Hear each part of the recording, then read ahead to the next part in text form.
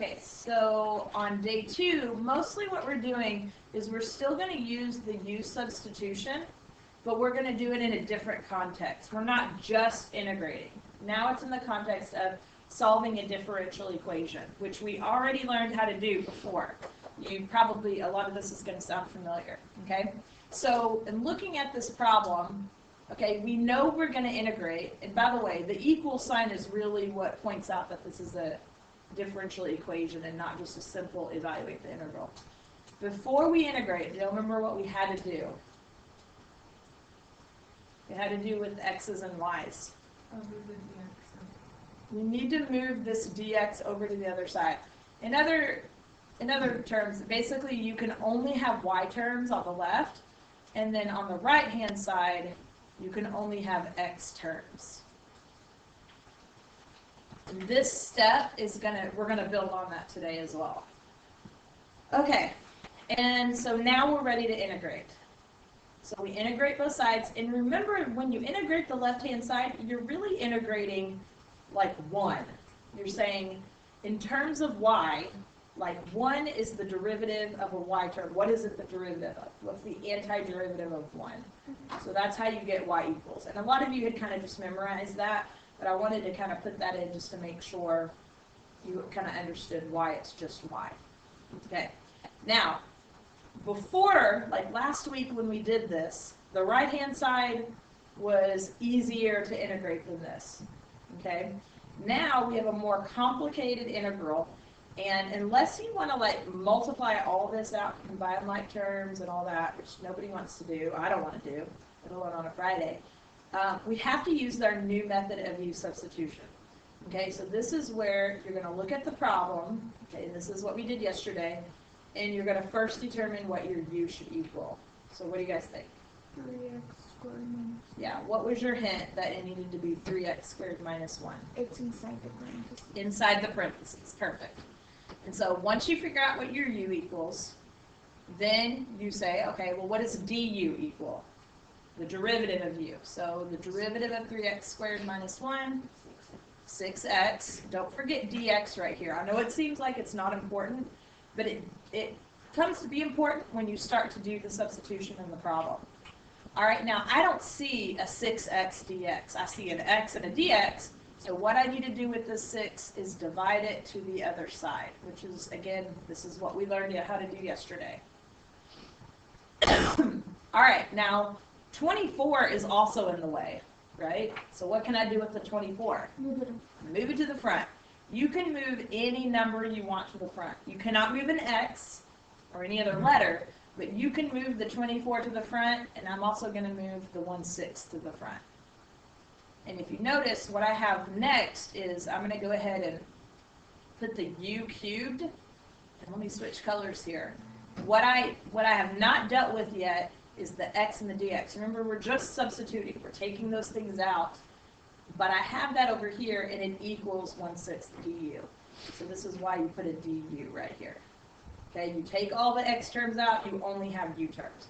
You shouldn't ever have like u squared dx. Shouldn't have u and x right next to each other.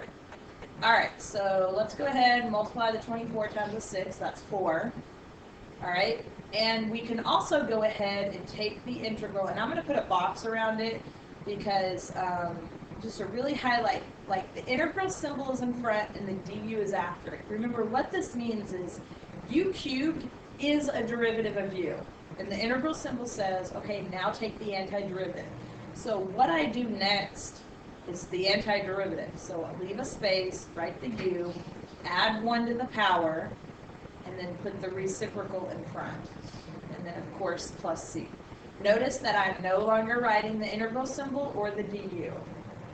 Okay, what I'm saying now is not new. It's just sometimes students need to hear it over and over for it to really sink in. So I'm kind of making today like a review lesson as well. Okay, so then 4 times a 4th, that goes away. And remember, you got to go back into x terms. So instead of u to the 4th, we're going to write 3x squared minus 1 to the 4th. All right, and this is what we call our general solution. And we get to stop here unless they give us an initial condition, which they do here. they don't give that to you though, you can just stop right here.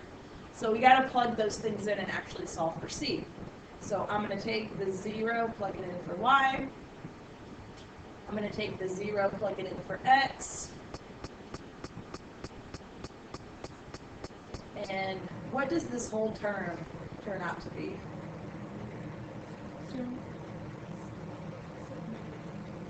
So this, like 0 squared times 3, all of that's 0. And negative 1 to the 4th would be positive 1, right? And then so c ends up being negative 1.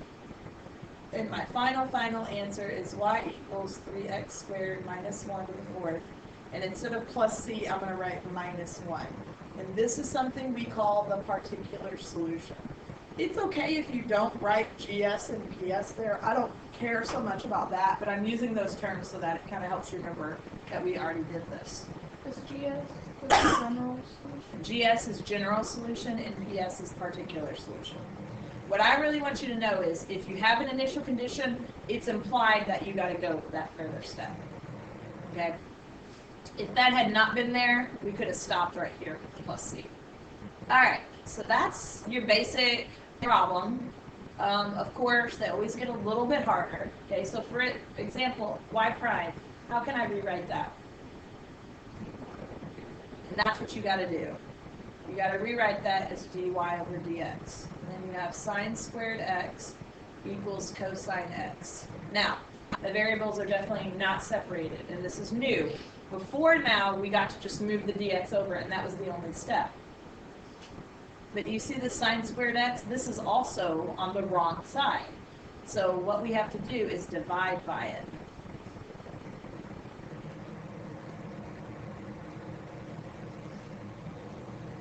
Okay, we also do need to move the dx to the other side, so I'm going to do that kind of in this next step. So I have dy equals cosine x over sine squared x dx. So now my variables are separated. And if by chance there was a y, something with y on the right-hand side, I would move that to the left. Okay, so we haven't seen that yet. That'll come a little bit later, like in a couple weeks. Okay, now we're ready to integrate. And again, integrating the left side, much easier than integrating the right side. Okay, so any ideas on how we're going to integrate this cosine x over sine squared x?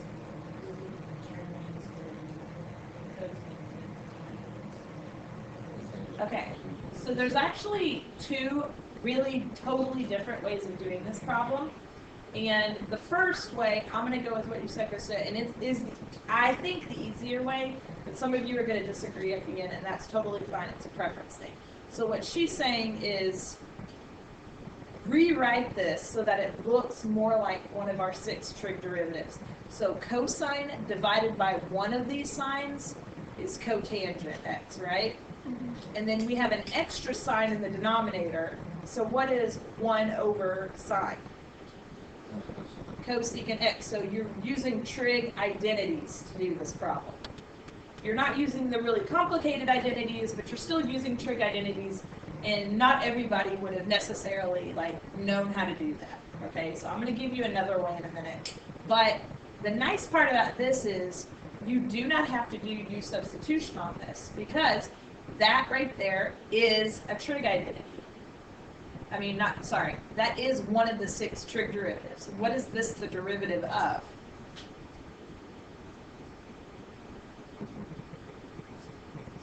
Cosecant.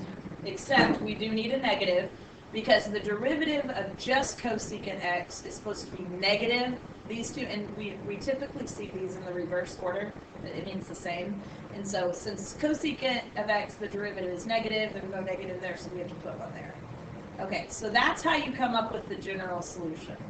All right, now what I'm about to write, I want you just to watch, because I'm actually going to erase it, but you may find it easier than what I just showed you. Especially if you're like, I never would have thought to do that. Okay, then what I'm about to show you may be easier. Okay, so what I'm going to do, let me just go ahead and rewrite this right here. And I'm going to erase this in a minute, but I'll give you time to kind of copy it down if you need to. So I'm going to go ahead and say, well, we've been doing U substitution, so let's try it on this problem. And if this was on last night's homework, then you would have been probably thinking U substitution. You might not have even thought to change up the order and all that kind of stuff. So if you put parentheses in, then that lets you know, hey, U should be sine x. Okay, then what should du equal? Cosine x dx, which you have right there.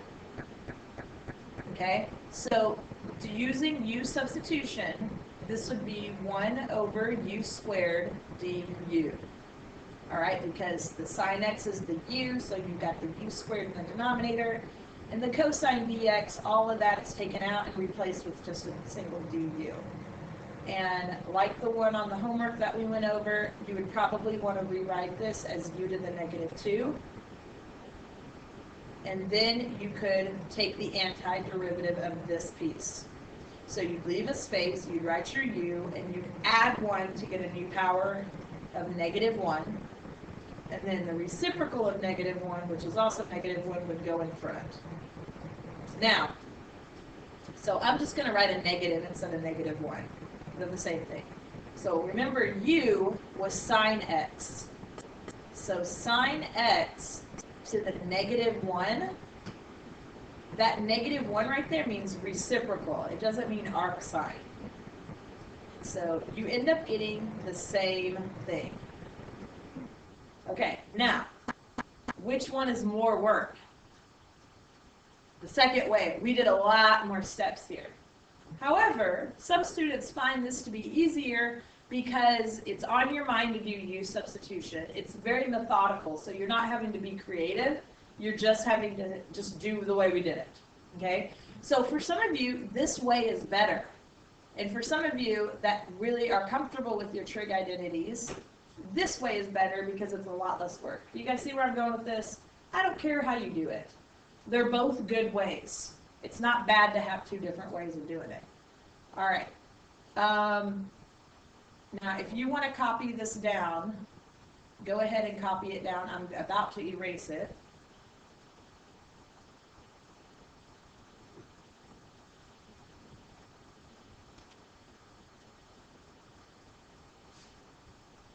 And then we'll finish up the second part.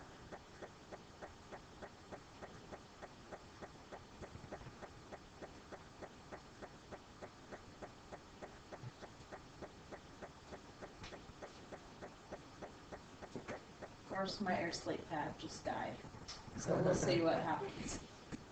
I think I can have it on for like 5 seconds at a time. The batteries are down.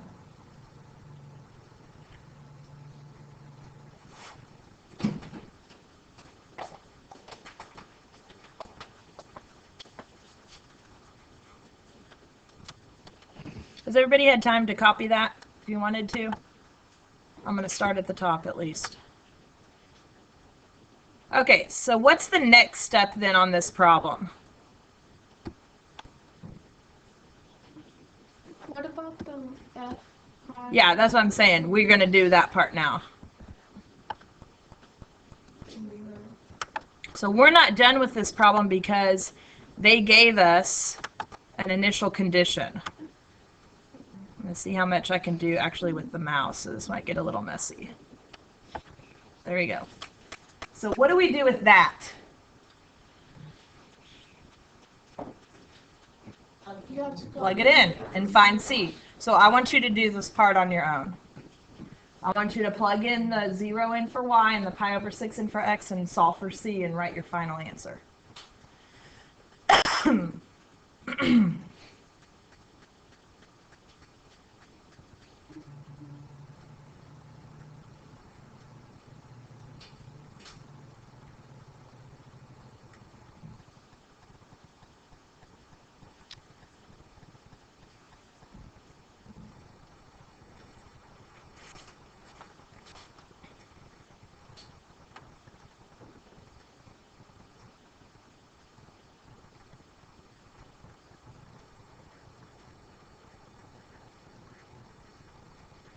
So the big idea here is, did I say idea?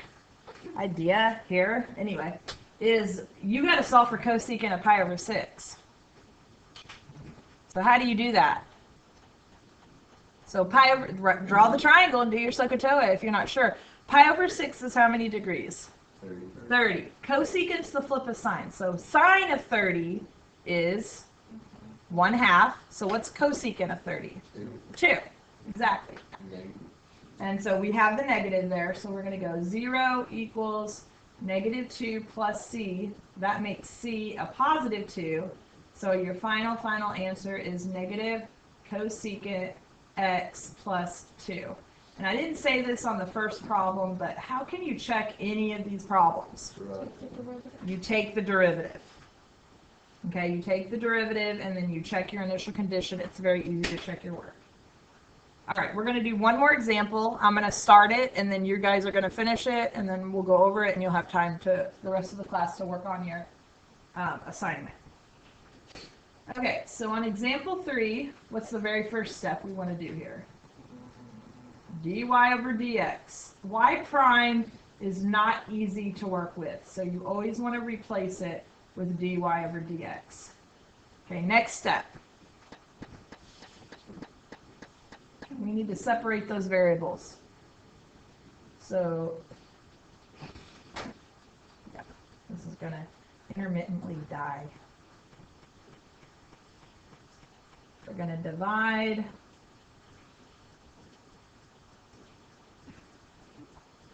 And then we're also going to move dx to the other side. So we have dy equals x over square root x squared plus 1 dx. And we have now separated our variables. So the next step would be to integrate. So we're going to split this. I'm going to do the left side, and you guys are going to do the right side. Okay, I'm kind of kidding about it, but I'm not actually kidding. You are going to do the right side of your own. So, give me some ideas of what you would want to do here. I X squared plus 1. You put it in parentheses to the 1/2 power, and that's going to then help you figure out what your u should equal. So, like the last problem we did, we could get out of u substitution if we wanted. You have to do u substitution on this problem. And so this is a good time for you to practice that. Feel free to work together if you want to. You can work by yourself if you want to. Look back on yesterday's notes. But I want you to finish this problem out. The great thing about this is, do you see how there's no initial condition? You get to stop at the plus c line. You don't have to like plug it back in and do all that part.